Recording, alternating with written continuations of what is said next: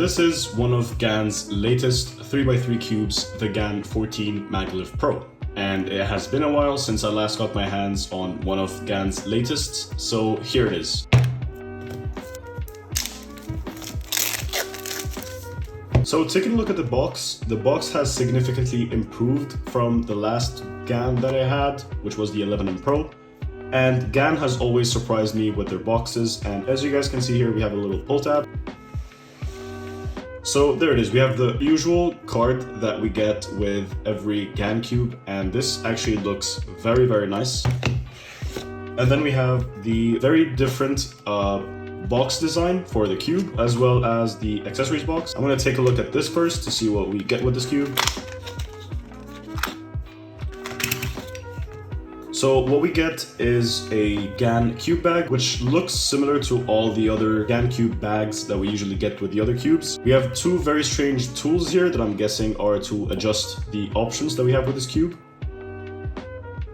And finally, a bunch of papers. So now taking a look at the cube itself, the box can be opened by pressing on the GAN logo, just as usual. And there it is. This is actually my first UV coated GAN Cube. If you guys are not familiar with the UV coating, it's basically a type of layer that's above the plastic that helps with grip rather than it slipping, like what would happen with the frosted plastic that we usually find on GAN Cubes. Also, if you're not familiar with the GAN 14 Pro, it's basically a replacement for the GAN 14, which had some popping issues, and this is GAN's improved version of the GAN 14. So let's take a look at how the cube turns.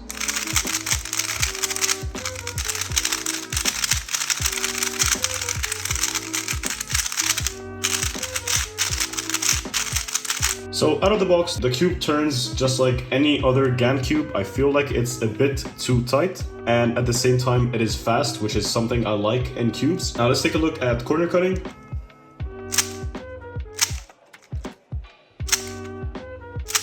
So corner cutting is pretty good, as it is almost 45 degrees. The thing is, you won't be needing a lot of corner cutting since this cube has a very strong auto alignment. So you won't find yourself in a situation where you'll be forced to corner cut. And as you can see, even when I'm trying to test the corner cutting, the cube will just go back to its neutral place. Now the box also has a different compartment down here, and this compartment basically has all the cube's extra accessories. And as you can see, we have some magnets that we can swap around, and this little pin, which I'm not sure what it is for, but I'm guessing it's to adjust the options beneath the center cap. This looks like a tool to get your centerpieces out. I feel like it's unnecessary. I don't see the necessity for this, but at the same time, this makes it a lot easier for you to do.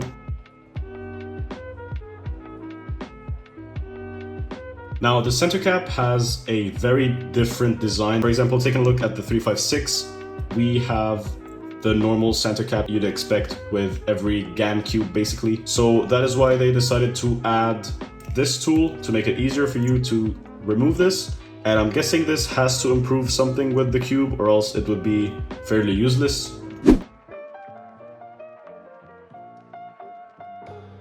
Once we remove the center cap, we have the adjustment system right beneath here. We have a bunch of numbers that are pretty easy to see.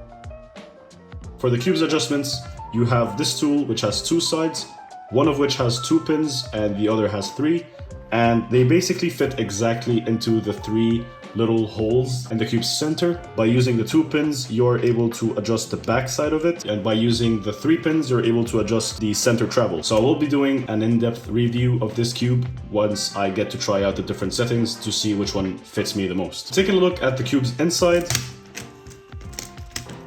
we can see GAN has improved the interior piece design. We also see that you can adjust individually every magnet strength. So basically you're able to adjust the corner magnet and the edge magnet at the same time. So it basically is giving you more options for you to adjust the cube based on how you like it. We also get the usual corner to core magnets and edge to core magnets, and these will basically increase the stability of your cube, making sure that it is controllable and you're able to adjust it just how you like it.